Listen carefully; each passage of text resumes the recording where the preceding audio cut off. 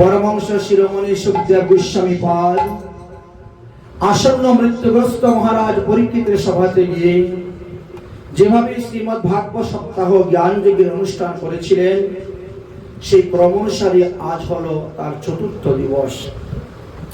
গতকালকে আমরা প্রহ্লাদ চরিত্র, নরসিংহ অবতার, হিরণ্যকশিপু বধ পর্যন্ত আস্বাদন করেছিলাম।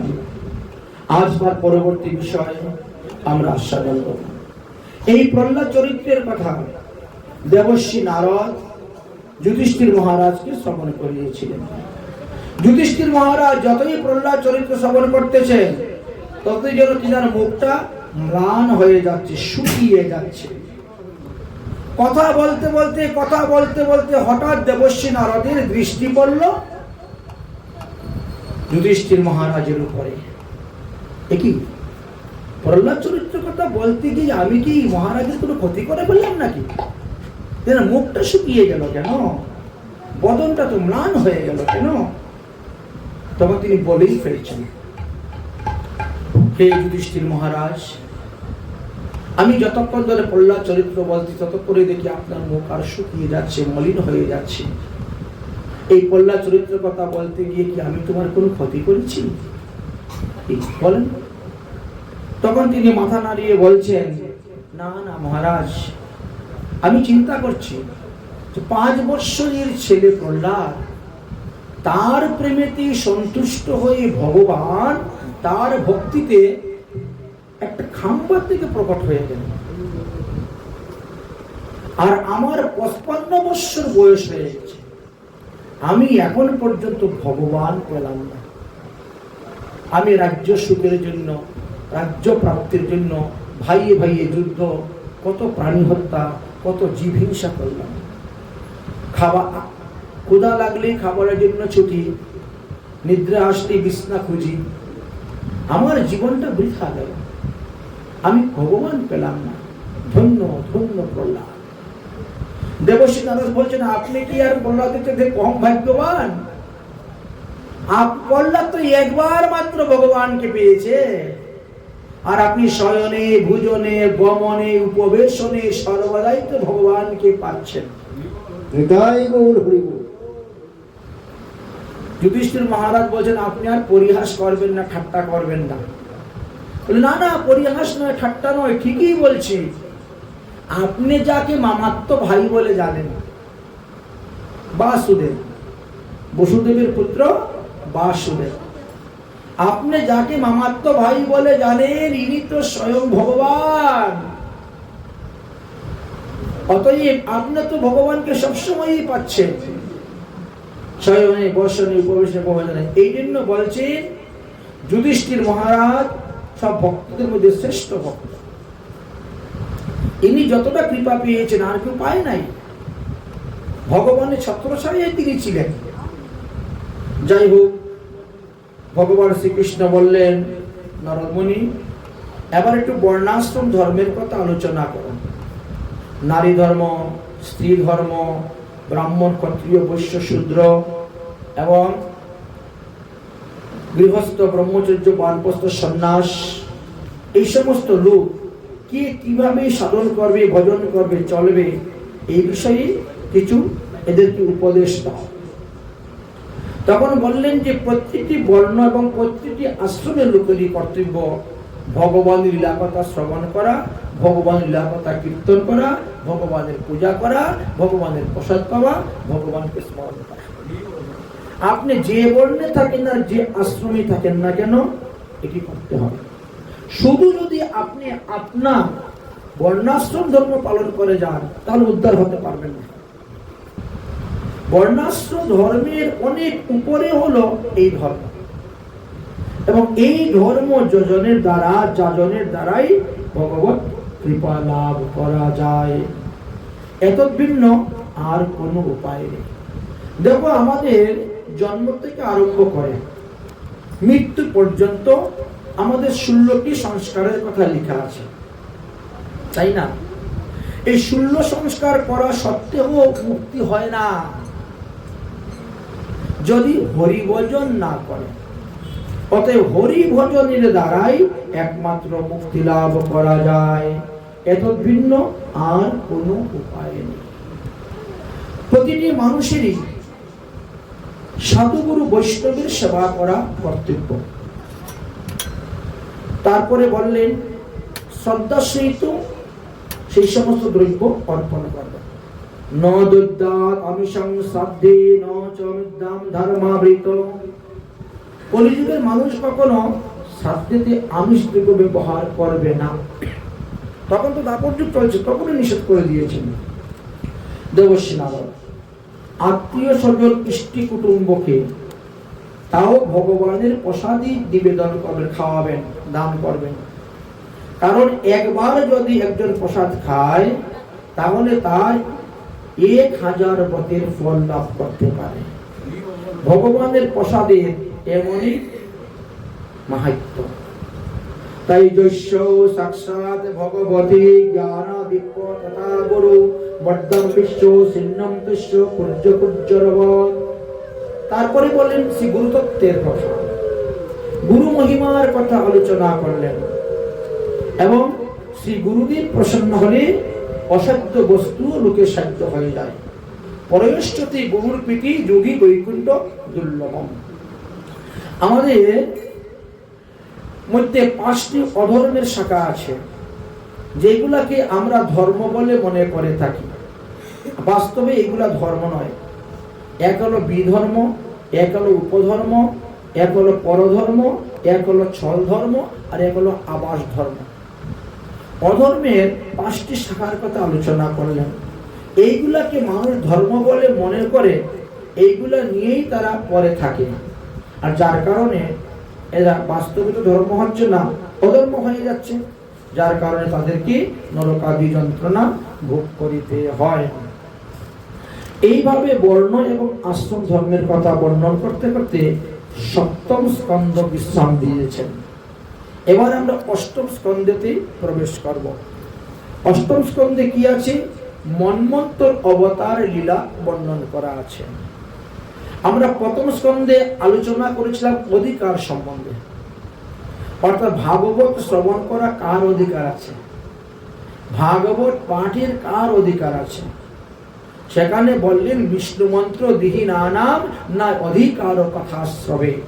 এই জন্য 1ম স্কন্ধেতে অধিকার সম্পর্কে আলোচনা করা হয়েছে। 2য় স্কন্ধেতে আমাদেরকে নির্বিশেষ ভগবত জ্ঞান উপদেশ দেওয়া হয়েছে। ভগবত জ্ঞান উপদেশ দেওয়া হয়েছে, সেই জ্ঞানটিকে কাজে লাগিয়ে মানুষ কিভাবে আত্মকল্যাণ করতে পারে, কি কর্তব্য কি অকর্তব্য ইত্যাদি বিষয় নিয়ে আলোচনা করেছেন। এই মনুষ্য জন্মটি আমরা পেয়েছি সুখ ভোগ করার জন্য নয়, আমরা পেয়েছি ভগবান প্রাপ্তির জন্য, ভগবতের সাধন ভজন করার জন্য। এই কথা আলোচনা করলেন 2য় স্কন্ধে। 3য় স্কন্ধেতে আলোচনা করেছেন যে ভগবত নির্বিশেষ জ্ঞানটাকে আপনি কখন কোথায় কিভাবে প্রয়োগ করবেন। আপনি যদি ঠিক ঠিক স্থানে ঠিক ঠিক ভাবে জ্ঞানকে প্রয়োগ করতে পারেন, তাহলে ধর্ম অর্থ কাম মোক্ষ তো আপনার লাভ হবেই, উপরন্তু পঞ্চম পুরুষার্থ প্রেম ভক্তিও লাভ করতে পারেন। হরি বল। 4র্থ স্কন্ধেতে বললেন এই যে 4টি পুরুষার্থ, এই 4টি পুরুষার্থের কি শ্রেষ্ঠ হলো পঞ্চম পুরুষার্থ। পঞ্চম পুরুষার্থ যে পেয়েছে তার আর অন্য কিছু পাওয়ার বাকি থাকে না, তার সবকিছু প্রাপ্ত হয়ে যায়। এবার আসলে 6ষ্ঠ স্কন্ধ। 6ষ্ঠ স্কন্ধেতে 5ম স্কন্ধেতে জ্ঞানী পরমংশ ভগবত পরমংশের লক্ষণ সম্পর্কে আলোচনা করে গিয়েছেন। 6ষ্ঠ স্কন্ধতে পুষ্টি মার্গের কথা বর্ণন করেছেন। জীবের উপর ভগবানের সর্বদাই অনুগ্রহ আছে, কৃপা আছে। জীব যে জুনিটি থাকুক না কেন, সে মনুষ্য কুলে হোক, অসুর কুলে হোক, দৈত্য কুলে হোক, যে তার ভজন করবে সেই তাকে পাবে, তার কৃপা লাভ করতে পারবেন। ঈশ্বর সর্বদা নিরপেক্ষ থাকেন। আপনি যদি একটা তুলসী পাতা, 1 দণ্ড জল ভগবানের চরণে অর্পণ করেন, ভগবান তখন মনে করে আমি তার কাছে ঋণী হয়ে গেছি, আমি তাকে কি দিব, তাই তার পিছনে পিছনে তিনি ঘুরে বেড়ান। তাই হরিভজনের কথা আলোচনা করলেন এই 6ষ্ঠ স্কন্ধেতে। এবার আসলো সপ্তম স্কন্ধের কথা। সপ্তম স্কন্ধে বললেন জীবের কামনা বাসনার কথা বলা হয়েছে। প্রহ্লাদের ছিল সদ্বাসনা, হিরণ্যকশিপুর হলো অসৎ বাসনা, আর মানুষের মধ্যে থাকে মিশ্র বাসনা, কখনো সৎ কখনো অসৎ, মানে যখন যে লোকের সঙ্গ করে তখন তার সেইভাবে এসে যায়। তো বললেন প্রতিটি মানুষই হরিভজনের অধিকার আছে। আমরা যখন জন্মগ্রহণ করি তখন আমাদের শরীরটা শুদ্ধ থাকে, মনেছেন, এবং পবিত্র দেহ থাকে, আহার পবিত্র, স্বভাব পবিত্র, সবকিছু পবিত্র। কিন্তু আস্তে আস্তে বড় হতে হতে কি হয়, আমরা পবিত্র দেহকে অপবিত্র করে দিই। তারপরে সাধুগুরু বৈষ্ণবের কৃপা হলে আবার সেই অপবিত্র দেহকে পবিত্র করে ভগবত সেবা পূজায় আমরা লাগাতে পারি। কারণ অপবিত্র অবস্থায় তো বিগ্রহ সেবা করা নিষেধ, ভগবানের কাছে যাওয়া যায় না, ভগবানের পূজা করা যায় না। এই জন্য বলছেন এক জীবাত্মা ভগবানকে বলতে, হে প্রভু, তুমি আমাকে শুদ্ধ দেহ দিয়ে পাঠিয়েছিলে, কিন্তু আমি পৃথিবীতে আসার পরে মায়ার কবলে কবলিত হয়ে এই শুদ্ধ দেহটাকে অশুদ্ধ করে দিয়েছি, তাই তোমার সামনে যেতে আমার লজ্জা লাগে। ভগবানের কাছে যেতে, সামনে যেতে লজ্জা লাগে। বলছেন কি দেখেন, মেলি চাদর কে कैसे द्वारे तुम्हारी आओ, मेरी चादर के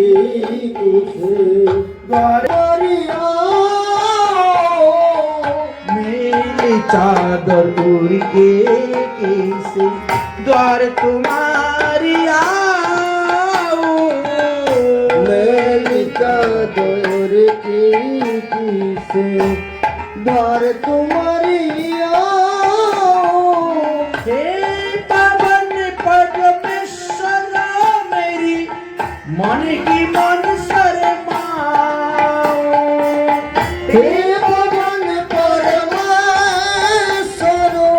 मन की मन, हे पवन परमेश्वर मेरी मन की मन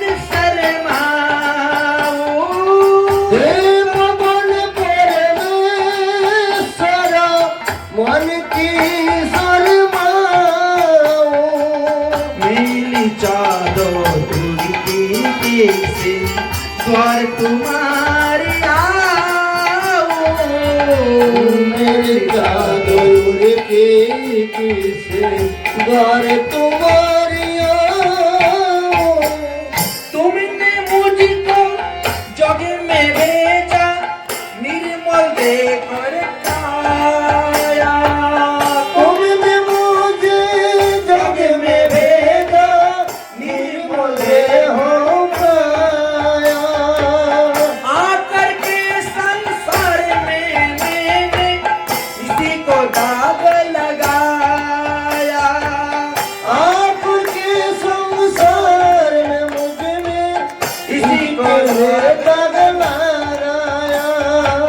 जन्म जन्म की मेरी चादर, जन्म जन्म की मेरी चादर, कैसे दागा चुराऊं, मेरी चादर पूरी के कैसे द्वार तुम्हारी आओ, मेरी चादर घर के कैसे ये तुम्हारी आओ, निर्मल वाणी पाकर मुझसे नाम न तेरा गाया, निर्मल वाणी पाकर तुझसे नाम न तेरा गाया, नयन मुझ के परमेश्वर कबू न तुझको ध्याया, नयन मुझ के परमेश्वर कबू